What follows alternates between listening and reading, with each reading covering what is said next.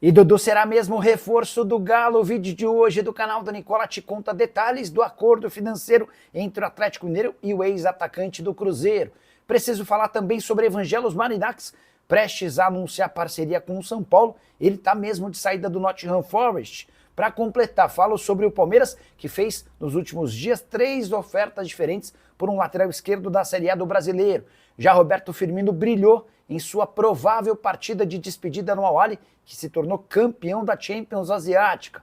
Preciso falar também sobre o balanço da vaquinha em relação ao financiamento da Neoquímica. Falo ainda sobre o Peixe sem cumprir o prazo estabelecido por acordo com Pedro Caixinha. Tudo sobre Carlo Ancelotti, que decidiu quebrar o silêncio. Tem ainda as últimas no mercado, bastidores, finanças e muito mais.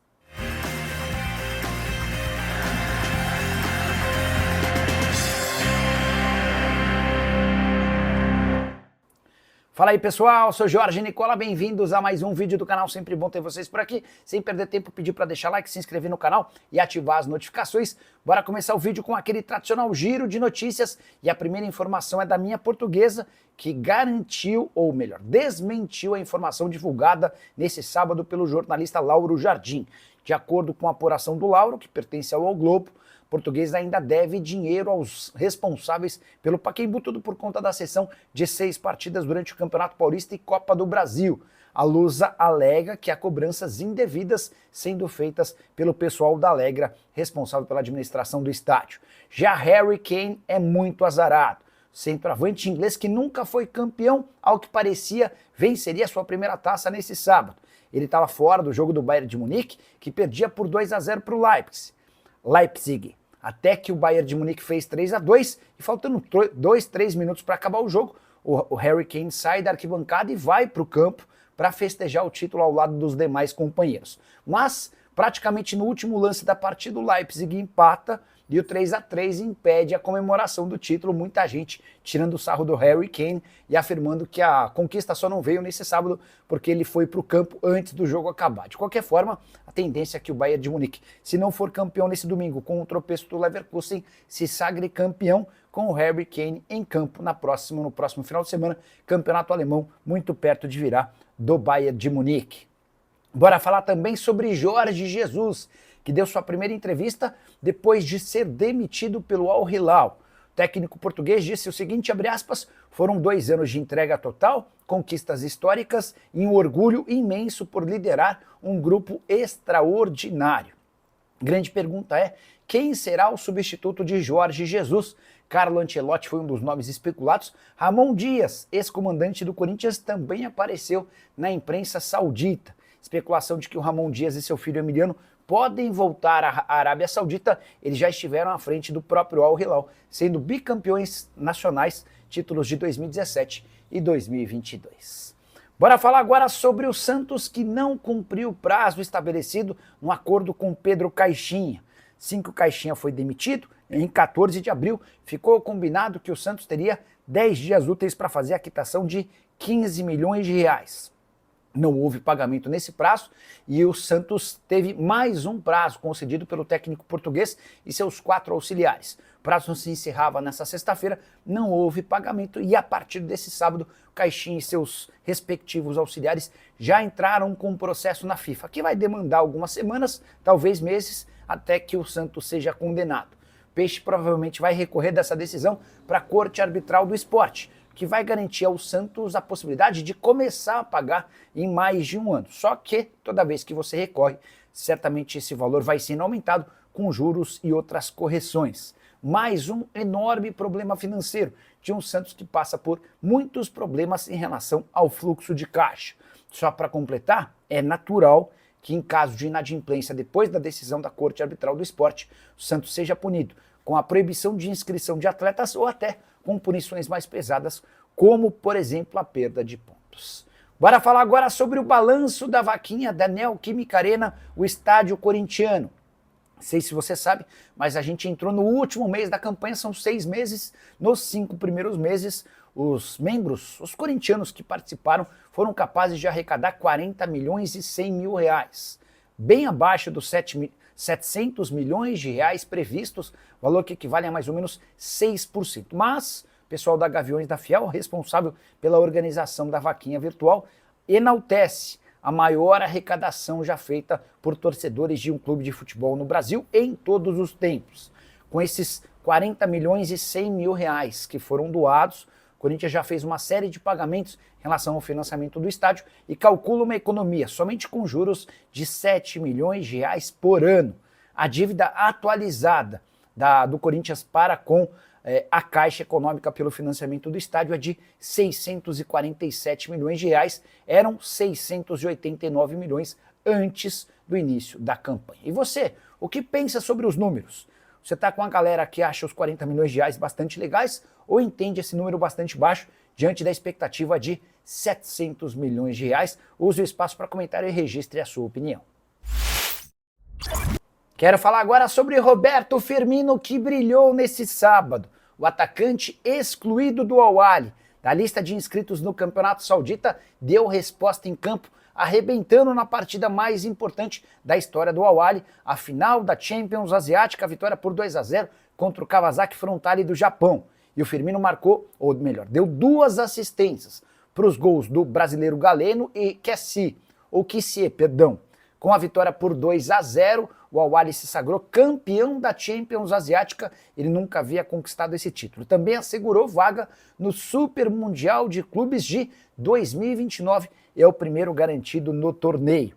Importante lembrar também que o Firmino tem mais 1 ano de contrato, mas já há um acordo de cavalheiros entre as partes para que o Firmino seja negociado nas próximas semanas. Como ele não tem autorização para jogar o Campeonato Saudita, é provável que nem atue mais defendendo as cores do clube verde e branco. Há uma série de brasileiros interessados na volta de Roberto Firmino, mas o próprio atacante e sua esposa já deixaram clara a intenção de jogar na Inglaterra, onde o Firmino brilhou com a camisa do Liverpool. Quero falar agora sobre o Palmeiras com informação exclusiva. O Verdão fez, nos últimos dias, 3 propostas diferentes ao Red Bull Bragantino para a compra de Juninho Capixaba, o lateral esquerdo de 27 anos de idade.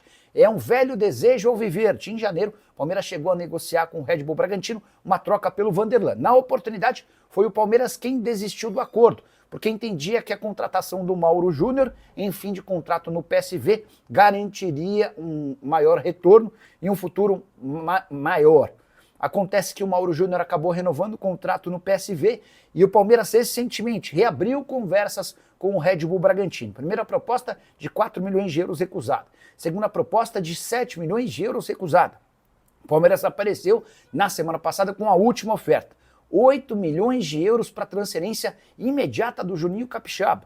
E a resposta do Red Bull Bragantino foi não. Antes de gravar esse vídeo, conversei com o Diego Serri, que é o executivo de futebol do Clube de Bragança Paulista, e ele disse, abre aspas, não vale a pena vender um jogador que é muito importante para nós, especialmente levando em consideração que a janela só reabre na metade do ano. O Red Bull Bragantino não gostaria de ficar com essa lacuna na lateral esquerda. Já havia contado para vocês, na manhã desse sábado, que a pressa do Palmeiras por fechar com o lateral tem a ver com a iminente saída de Piquerez. Embora o Palmeiras não admita propostas oficiais, há muita especulação, incluindo o lateral esquerdo e o futebol europeu. E o Piquerez já pediu para ser negociado depois do Super Mundial de Clubes. Hora de falar sobre Evangelos Marinakis. O magnata grego, que tem negociações avançadas para se tornar sócio do São Paulo nas categorias de base, está deixando mesmo o Nottingham Forest. A imprensa britânica trouxe novidades a respeito desse tema, informação relevante, à medida em que o Nottingham Forest é hoje o grande portfólio do Marinakis, time que brigava contra o rebaixamento e que estava na segunda divisão quando foi adquirido pelo Marinakis e que hoje disputa a vaga via Premier League para a Champions League da próxima temporada. E é exatamente por conta dessa questão que surgiu o problema. A UEFA fez uma série de novas regras que impedem que o mesmo dono tenha 2 clubes disputando a Champions League. Como o Marinakis é dono do Olympiacos, líder do campeonato grego e já classificado para a próxima edição da Champions, se o Nottingham Forest também for para a competição, vai haver esse problema. Até por isso, o Evangelos Marinakis decidiu mudar um pouquinho o contexto em relação ao Nottingham Forest. A decisão do empresário grego é de transferir suas ações para um fundo cego. Essa expressão utilizada pela imprensa inglesa, trata-se de uma manobra, para que ele continue no comando da operação do Nottingham Forest, mas ele não apareça como a figura principal. Dessa maneira, ou desse jeito, se o Forest se classificar para Champions, teremos Champions com Evangelos Marinax à frente do Olympiacos e um grupo com participação do Evangelos Marinax tocando a operação do Nottingham Forest. Em relação ao São Paulo, seguimos naquela mesma toada, negociações praticamente fechadas, mas uma série de questões burocráticas estão sendo resolvidas e a expectativa é de que até a metade do ano esse contrato seja submetido à aprovação do Conselho Deliberativo do Tricolor, com a promessa de investimento de 100 milhões de dólares em melhorias de infraestrutura em Cotia, contratações para a base e, eventualmente, uma pequena parte para o time principal. Quero falar agora sobre Dudu, que será, de fato, reforço do Clube Atlético Mineiro. O acordo está encaminhado entre o Galo e o atacante, apesar de especulações que envolveram São Paulo, Corinthians, Santos e Grêmio.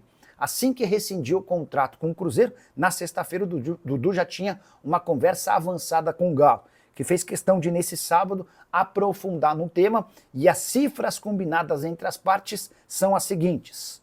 O Atlético vai pagar R$1 milhão por mês ao Dudu por um contrato de 20 meses, ou seja, até o fim da próxima temporada. R$20 milhões previstos no acordo. Importante lembrar que se o Dudu bater algumas metas, automaticamente o contrato dele será estendido de 2026 para 2027. Mas, Nicola, enquanto atleta do Cruzeiro, o Dudu ganhava R$1.600.000 mensais, verdade.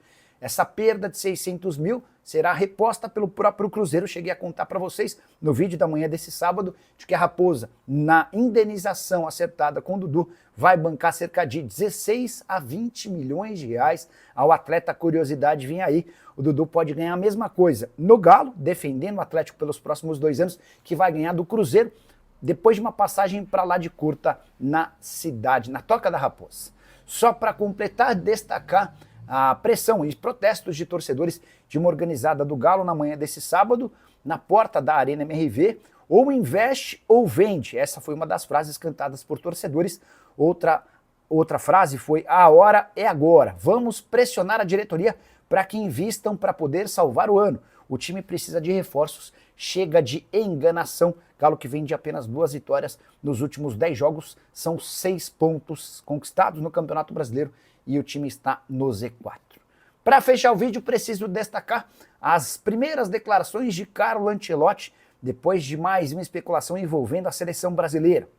O técnico do Real Madrid falou o seguinte, abre aspas: eu vou esclarecer, tenho muito carinho e respeito pelo meu clube, o Real Madrid, pelos meus jogadores e pela minha torcida. Então, sobre o meu futuro, eu só vou falar no dia 25 e não antes.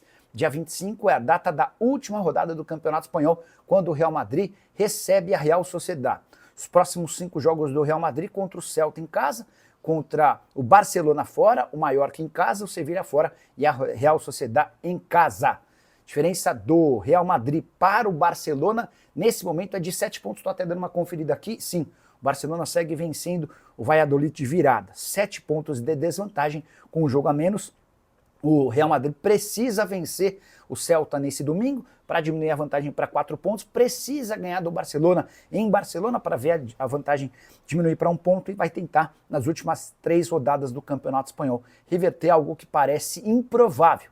O título do Barça no Campeonato Espanhol parece ser questão de tempo. E você pensa diferente? O que acha de Ancelotti e seleção brasileira? Já havia contado para vocês que a CBF está disposta a esperar o Carlo Ancelotti para o dia 26 de maio.